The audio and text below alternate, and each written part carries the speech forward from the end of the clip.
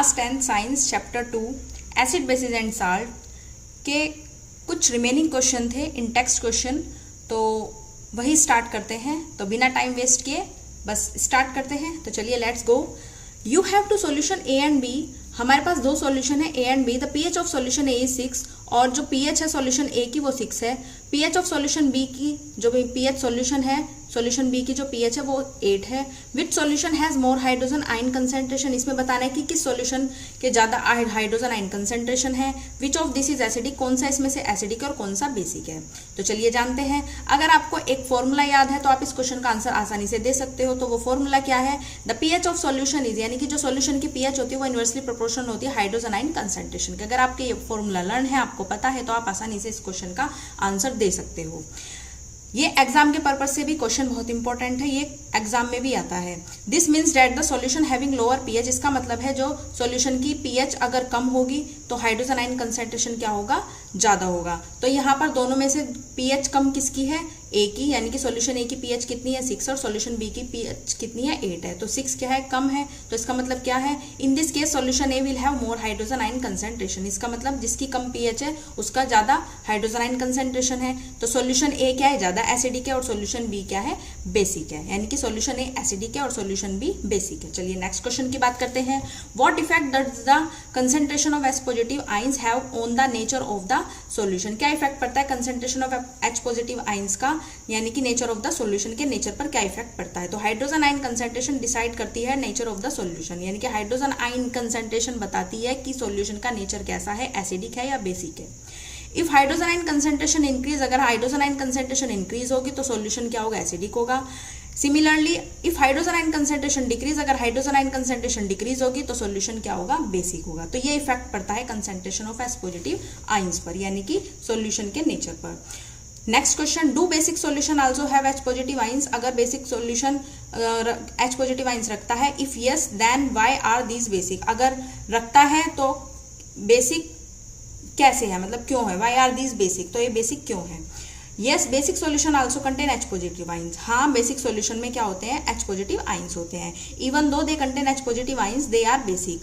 अगर H positive ions होंगे solution के अंदर तो वो क्या होगा, बेसिक होगा। Because the concentration of hydroxide ions OH negative in bases is much more than concentration of H positive ions. यानी कि बेसिस में जो हाइड्रोजन आयन हाइड्रोक्साइड आयन की कंसेंट्रेशन होती है वो ज्यादा होती है एच पॉजिटिव आयन की कंसेंट्रेशन से, much more than concentration of H positive ion. यानी कि एच पॉजिटिव आयन की कंसेंट्रेशन पर हाइड्रोजन आयन OH नेगेटिव की कंसेंट्रेशन ज्यादा होती है, इसलिए जो हमारा सॉल्यूशन होता है वो बेसिक होता है एच पॉजिटिव आयन होने के बाद भी। एच पॉजिटिव आयन जरूर होते हैं लेकिन उसमें हाइड्रोक्साइड आयन की कंसेंट्रेशन ज्यादा होती है, इसीलिए उसको बेसिक माना जाता है।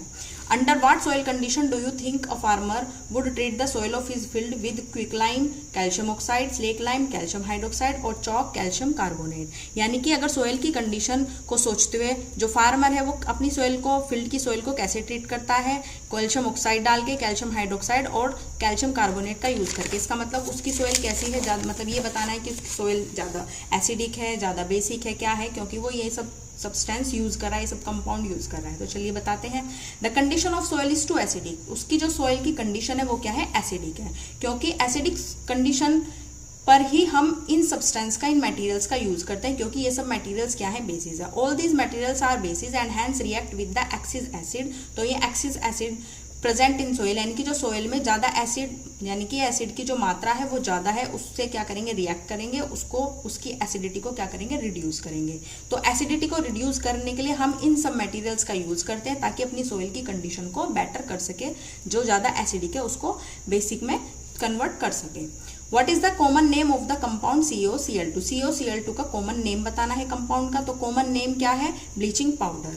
Next question, name the substance which on treatment with chlorine yield bleaching powder. यानी कि जब हम क्लोरीन की रिएक्शन उस सब्सटेंस के साथ कराते हैं और क्या बनता है, ब्लीचिंग पाउडर बनता है, तो उस सब्सटेंस का हमें नाम बताना है। ये आपको वेरी शॉर्ट क्वेश्चन में मिलेंगे एग्जाम में, यानी कि 1 मार्क्स 2 मार्क्स में मिलेंगे, मल्टीपल चॉइस क्वेश्चन में भी मिल सकते हैं, क्योंकि एक तरीके से 1 वर्ड आंसर ही है। यहाँ पर नाम बताना CaCO Cl2 का, तो ये ब्लीचिंग पाउडर हुआ। यहाँ पर उस सब्सटेंस का नाम बताना है जिसकी रिएक्शन हम क्लोरीन के साथ कराएंगे और ब्लीचिंग पाउडर बनेगा, तो उस सब्सटेंस का नाम है ड्राई स्लेक्लाइन और कैल्शियम हाइड्रोक्साइड।